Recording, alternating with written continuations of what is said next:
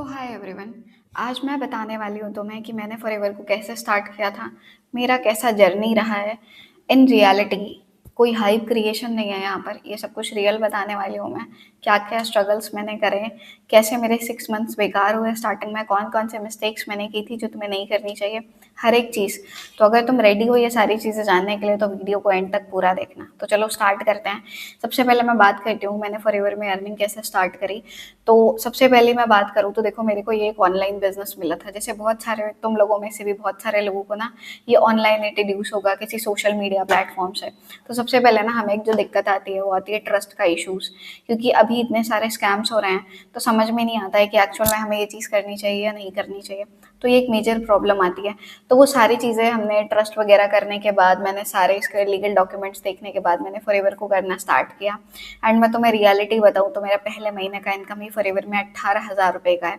कैसे हुआ वो मैं तुम्हें बताती हूँ। देखो, इसमें जो वर्क है, मैंने तुम्हें लास्ट वीडियो अगर तुमने मेरी देखी हो तो मैंने बताया था कि इसमें जो इनकम है वो टर्नओवर पर ही आता है। मैंने पहले महीने में अपने डायरेक्ट में 3 लोगों का स्टार्टअप करवाया था, जिससे मुझे पहले महीने का इनकम ही 18,000 रुपये का आया था। एंड उन्होंने ऑलमोस्ट 30 से 35 हज़ार रुपये का टर्नओवर किया था पर पर्सन ने, जिससे मुझे इतना इनकम जो है वो जनरेट हुआ था। जिसमें मेरे बहुत सारे सीनियर्स ने भी मेरी हेल्प करी थी, क्योंकि मुझे कुछ नहीं आता था। मेरे को कोई सच बहुत अच्छी डिग्री नहीं ले रखी थी मैंने, ना मेरे पास कोई वर्क एक्सपीरियंस था। मैं बिल्कुल फ्रेशर थी। उसके साथ ही मैंने इस काम को करना स्टार्ट किया था। थैंक्स टू माय मेंटोर, जिन्होंने मुझे को इतनी अच्छी गाइडेंस दी, जिसकी वजह से मेरा एज अ फ्रेशर भी फर्स्ट मंथ का पे आउट 18,000 रुपीज़ का मैं बना पाई। अब पहली सेल की मैं बात करूँ तो वो कैसे हुई थी। तो देखो, सबसे पहले जो हमारे सेल होती है या फिर जो भी हमारा पहला डिस्ट्रीब्यूटर बनता है या जो पहला हमारा कस्टमर बनता है, वो कहीं ना कहीं हमारे रेफरेंसेस ही बनते हैं। तो वैसे ही मेरे साथ भी हुआ। मेरे जो पहले रेफरेंसेस में ही मैंने काम करना स्टार्ट किया था, जिससे मुझे काफ़ी अच्छा रिजल्ट आया था। वहाँ पे भी एक ट्रस्ट वाला होता है कि अगर लोग तुम्हारे ऊपर ट्रस्ट कर रहे हैं तो इसलिए तुम्हारे साथ बिजनेस को स्टार्ट करते हैं। अदरवाइज दिक्कतें आती हैं लोगों को, क्योंकि उनके साथ थोड़ा ट्रस्ट वाला इशू कम नहीं होता है। शायद तुम्हारा सोशल जो सर्कल है वो तुम्हारे ऊपर ट्रस्ट ना करता हो, तो भी तुम्हारे लिए एक मेजर प्रॉब्लम क्रिएट हो सकती है बिजनेस को करने में। ठीक है। कितना टाइम लगा तो मैं बताऊँ तो मैं ऑलमोस्ट मैंने सितंबर मंथ में इस बिजनेस को स्टार्ट किया था। तो 1 तारीख से लेकर 30 तारीख तक मैंने 30 दिन काम किया था, डेली 2 घंटा 3 घंटा मैनेज करके। क्योंकि मैं ऑलरेडी कॉलेज स्टूडेंट थी, मेरा एक डिप्लोमा भी चल रहा था, मेरा फैशन डिजाइनिंग का कोर्स भी चल रहा था, प्लस मैं गवर्नमेंट जॉब की प्रिपरेशन कर रही थी तो उसकी भी कोचिंग्स होती थी। सो ये सारी चीज़ें मैनेज करने के साथ साथ मैंने फॉरएवर को 1-2 घंटा टाइम देकर करना स्टार्ट किया। एंड उसके बाद मेरा पहले महीने का इनकम 18,000 रुपये का आया था।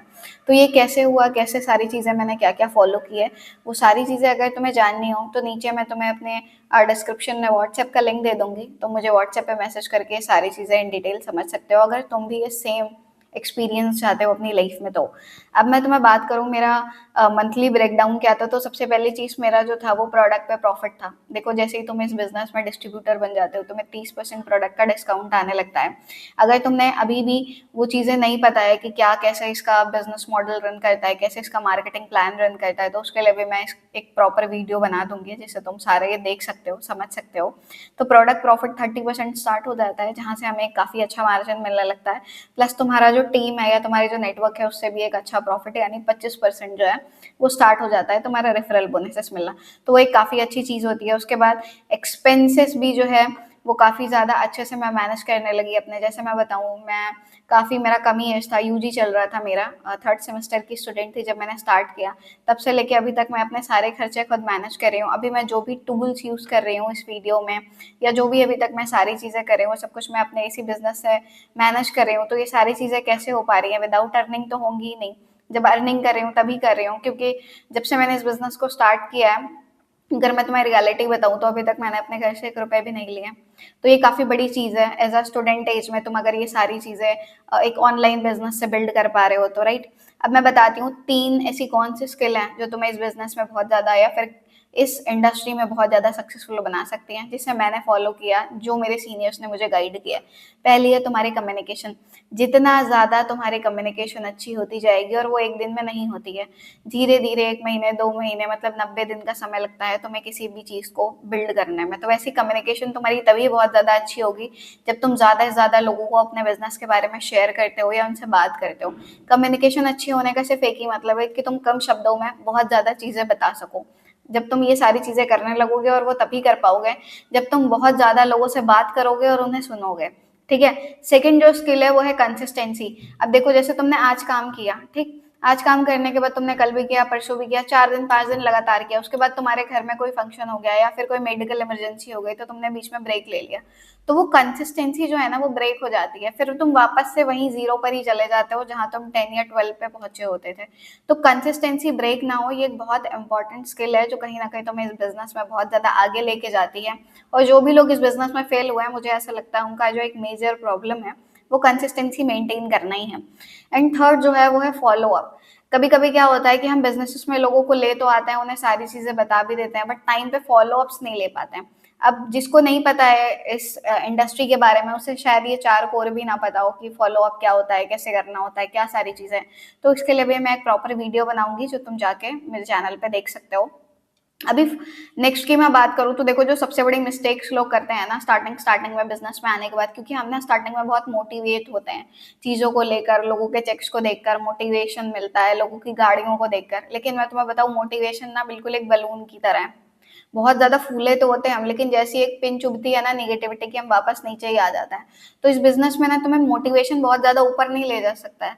तुम्हें अगर बहुत ज्यादा ऊपर जाना है तो प्रॉपर प्रैक्टिकल नॉलेज और कंसिस्टेंसी और डिसिप्लिन के साथ ही काम करना पड़ेगा।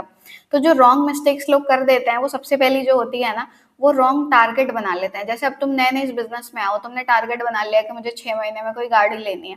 पहले तुम समझो तो इस बिजनेस के क्या प्रॉस, क्या कौन से, कैसे आता है, कितना परसेंटेज है, कितना मार्जिन आना है।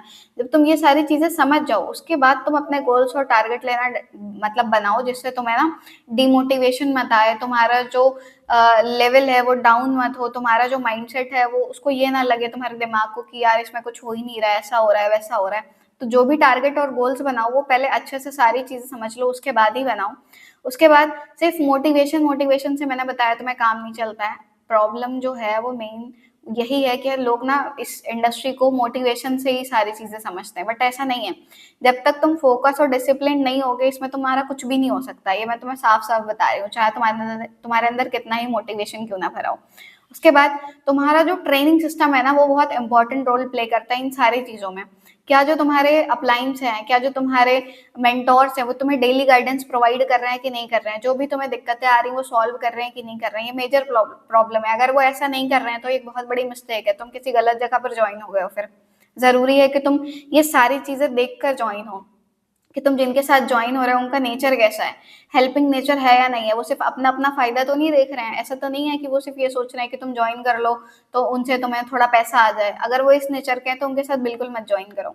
अगर वो इस नेचर के हैं कि हाँ भाई तुम ज्वाइन करो, तुम्हें आगे प्रॉफिट होगा, तुम्हारा बिजनेस और बिल्ड होगा, या वो एक हेल्पिंग नेचर के हैं, तो ही तुम उनके साथ बिजनेस एक अच्छा बिल्ड कर सकते हो, अदरवाइज नहीं। ठीक है। अब बात करते हैं, क्या एमएलएम यानी डायरेक्ट सेलिंग इंडस्ट्री या मल्टी लेवल मार्केटिंग एक गुड करियर ऑप्शन बन सकती है या नहीं। तो अगर मैं तुम्हें बात बताऊं तो देखो, अगर तुम एक अच्छी कंपनी के साथ ज्वाइन हो, तुम एक अच्छे लीडर के साथ ज्वाइन हो, तुम्हारा ट्रेनिंग सिस्टम बहुत अच्छा है, तो तुम इस बिजनेस में कुछ भी कर सकते हो। ये रियलिटी है। अगर तुम उठा के देखोगे ना, तो जो भी डायरेक्ट सेलिंग इंडस्ट्री का टर्नओवर है ना, वो ऑलमोस्ट म्यूजिक इंडस्ट्री से भी काफी ज्यादा है। तो ग्रोथ तो है, लेकिन वही है कि तुम्हारा ट्रेनिंग सिस्टम बहुत अच्छा होना चाहिए। और स्टेबिलिटी अगर तुम्हें चाहिए इस बिजनेस में, तो लगभग लगभग मुझे ऐसा लगता है तुम्हें इस बिजनेस में ऑलमोस्ट 5 से 6 7 साल का तो टाइम देना ही देना पड़ेगा। अगर तुम एक स्टेबल इनकम चाह रहे हो इस बिजनेस में, कि अगर मैं 10% भी काम कर रहा हूँ फिर भी मुझे 100% रिजल्ट आए, तो उसके लिए तुम्हें एटलीस्ट 5-10 साल देने की जरूरत है, क्योंकि ये कोई मनी मेकिंग मशीन नहीं है। अगर तुम्हें बिजनेस में अच्छा टर्नओवर इंक्रीज करना है तो उसके लिए तुम्हें मेहनत और कंसिस्टेंट एफर्ट देने ही देने पड़ेंगे। ठीक है। उसके बाद देखो, सबसे अच्छी चीज ये है कि इसमें रिस्क नहीं है, लेकिन ये बुरी चीज भी है। अब इसमें एक लो रिस्क से बिजनेस स्टार्ट होता है, तो जो लोगों का इंटरेस्ट है ना, वो बहुत जल्दी लूज हो जाता है कि क्या ही लगा है इसमें, जो हम प्रॉपर फोकस होकर काम करें। क्योंकि हमारे इंडिया में लोगों को फ्री की चीज का वैसे ही कोई वैल्यू नहीं है। दैट्स वाई कि लोग इतनी जल्दी इंटरेस्ट लूज कर देते हैं, फिर उसके बाद वो बाहर जाकर इसके बारे में बुराइयां करने लगते हैं कि भाई मैंने भी किया था, कुछ नहीं होता है, ऐसा है वैसा है करके। ठीक है। अब देखो नेटवर्क मार्केटिंग बिजनेस में जो एक सबसे बड़ी मुझे ऐसा लगता है लोगों को जो चीज़ समझ में नहीं आती वो ये है कि हमें रिजेक्शंस भी फेस करने पड़ते हैं। किसी भी बिजनेस में आप उठा के देख लो, अभी आप कोई दुकान भी खोलोगे या कोई रेस्टोरेंट भी ओपन करोगे, कोई कैफे भी ओपन करोगे, कोई कपड़े की दुकान खोलो, कुछ भी करोगे, वहां पे भी आपको रिजेक्शंस फेस करने पड़ेंगे ही पड़ेंगे। जरूरी नहीं है कि आपके पास 10 कस्टमर आ रहे हैं तो वो आपकी दुकान से कुछ ना कुछ लेके ही जाएं। शायद उन 10 में से सिर्फ 2 ही लेके जाएं, बाकी आपको मना करके चले जाएं, नहीं मुझे नहीं पसंद है, ऐसा है वैसा है करके। तो वैसे ही इस बिजनेस में भी होता है। अगर कोई आपको नो बोल रहा है दैट मीन्स वो आपको नो नहीं बोल रहा है, वो आपकी अप्रोच को नो बोल रहा है। तो ये सारी चीजें समझना होता है। अब बहुत सारे लोगों का ईगो वगैरह हर्ट हो जाता है जिसकी वजह से वो कहीं ना कहीं इन सारी चीजों को ना बहुत ज्यादा मतलब हाइप क्रिएट कर देते हैं कि भाई इसमें ऐसा होता है उसमें वैसा होता है करके। तो ये सारी चीजें हर एक बिजनेस में होती हैं, तो इतनी मुझे ऐसा लगता है कोई बहुत बड़ी बात नहीं है। इसमें आप बहुत ज्यादा अच्छा रोल तब प्ले कर सकते हो जब आप मेंटली बहुत स्ट्रांग हो। देखो होता क्या है ना, हमें शुरू से लेकर जैसे जब हम नर्सरी क्लास में होते हैं तब से लेकर जब हम यूजी पीजी पीएचडी कुछ भी कर रहे हो, हमारे दिमाग में सिर्फ एक चीज डाली जाती है, बेटा पढ़ो लिखो और अच्छी नौकरी करो। तो जब एकदम से तुम एक बिजनेस में आने का चीज सोचते हो ना, तो वहां से तुम्हें सारी चीजें बहुत अजीब दिखने लगती हैं। भरोसा नहीं होता है कि मैं कर भी पाऊंगा या नहीं कर पाऊंगा। ये एक मेजर, और कहीं ना कहीं फैमिली सपोर्ट भी बहुत रेयर मिलता है कुछ ही बच्चों को। तो ये भी एक बहुत बड़ी प्रॉब्लम हो जाती है हमारे लिए किसी भी बिजनेस को या इस इंडस्ट्री में आके इस बिजनेस को बिल्ड करने में। ठीक है, अगर तुम मेरी टीम को ज्वाइन करना चाहते हो तो सबसे पहले एक चीज तुम ये समझ लो कि एक्सपेक्टेशंस जो है ना तुम्हारी उसे क्लियर रखो। तुम एक्सपेक्टेशन जितनी ज्यादा कम रखोगे उतना ज्यादा बिजनेस तुम्हारा अच्छा होगा। अब तुम्हें सिर्फ बिजनेस के बारे में ये पता है, हाँ ये कंपनी है, ये प्रोडक्ट्स है, ये है, तुमने सोच लिया हाँ भाई मैं ये सब कुछ कर सकता हूँ। जब तक तुम्हें हर एक चीज की 100% नॉलेज ना हो जाए, मुझे ऐसा लगता है तुम्हें किसी भी चीज में उतरने की जरूरत नहीं होती है। क्योंकि फिर तुम्हें ऐसा लगने लगता है कि भाई मैं ऐसा कर पाऊंगा नहीं कर पाऊंगा, फिर तुम ना दूसरों को ब्लेम देने लगते हो। तो ये एक बहुत बड़ी मेजर प्रॉब्लम होती है। और काम करना नेसेसरी है, बिना काम करे पैसा नहीं आता है फॉरएवर में। अगर तुम ये सोच रहे हो कि मैम आप काफी अच्छे से गाइड कर रहे हो, मुझे आपके साथ ज्वाइन होना है, तो मेरे साथ ज्वाइन होने के बाद भी तुम्हें काम करना ही करना पड़ेगा। बिना काम करे इसमें कुछ भी नहीं होता। मैं तुम्हें बता सकती हूँ कहाँ पर क्या क्या कैसे कैसे होता है, बट एक्शंस तो तुम्हें ही लेने पड़ेंगे ना। और अगर तुम एक्शंस भी लेने के लिए रेडी नहीं हो फिर तो कैसे ही कुछ होगा, तुम बताओ मुझे। ठीक है, कौन है जो इस बिजनेस को नहीं ज्वाइन कर सकता, जो बहुत लेजी है। अगर तुम बहुत लेजी हो ना तो बहुत रेयर है तुम इस बिजनेस को कर सको। वैसे मैं बताऊं लेजी तो मैं भी हूँ। तो मेरे साथ अच्छी चीज ये है कि मैं जो इजी तरीके हैं ना उसे ढूंढ के काम कर लेती हूँ अपना। अगर तुम उस माइंडसेट के हो जैसे मैं हूँ तो तुम इस बिजनेस में काफी अच्छे से रोल प्ले कर लोगे अपना। ठीक है, लेकिन अगर तुम बहुत ज्यादा प्रोकास्टिनेट करते हो, चीजों को टालते हो और अपनी चीजों को सीरियस नहीं लेते हो, अपने करियर को सीरियस नहीं लेते हो, तो फिर तो बहुत रेयर है जो तुम कहीं पे भी अपना करियर एक अच्छा बिल्ड कर पाओ। ठीक है, तो अगर तुम्हें ये वीडियो अच्छी लगी हो तो तुम इस चैनल को सब्सक्राइब कर लेना मेरे, और कमेंट में बताना मुझे जरूर कि तुम्हें बेस्ट पार्ट क्या लगा इस पूरी वीडियो का। और मैं तुम्हें एक चीज और बताना चाहूंगी, अगर तुम्हें इससे रिलेटेड कोई भी डाउट हो, कुछ भी चीजें हो, मैं डिस्क्रिप्शन में अपना व्हाट्सएप लिंक शेयर कर दूंगी। If you want to join my team, तुम मेरे को डायरेक्टली व्हाट्सएप पे मैसेज कर सकते हो।